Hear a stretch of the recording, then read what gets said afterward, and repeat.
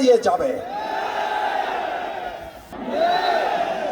আমার সরকারি সুযোগ সুবিধা যা আছে আমি আমার সম্মানিত বাউফলবাসীর জন্য তা কাজে লাগিয়ে বাউফলকে গোটা বাংলাদেশের মধ্যে উন্নত আধুনিক করে গড়ে তুলব।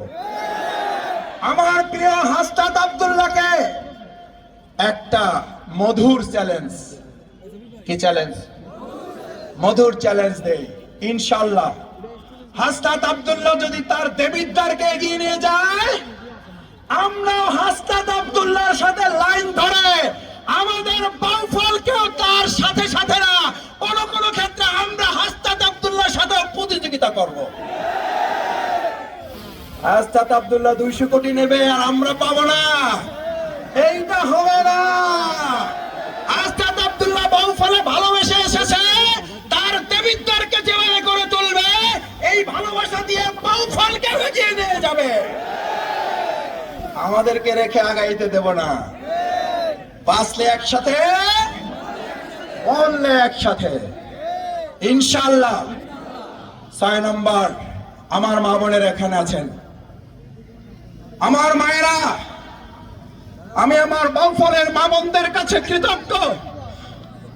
আমার 67 দিনের রিমান্ড আমি যখন পঙ্গুত্ব হুইল চেয়ারে করে নিয়ে আসা হয়, আমার সহধর্মিনী ডাক্তার জাকিয়া ফারহানা এখানে সাক্ষী, এখানে উপস্থিত আছেন আপনাদের মাঝে।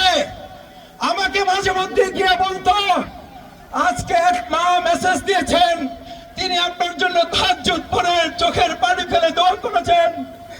এক মা মেসেজ করেছেন, তিনি নফল রোজা রেখে আপনার জন্য দোয়া করেছেন। এক মা মেসেজ দিয়েছেন, তিনি আপনার জন্য একটা সাদাকা, একটা মানত করেছেন।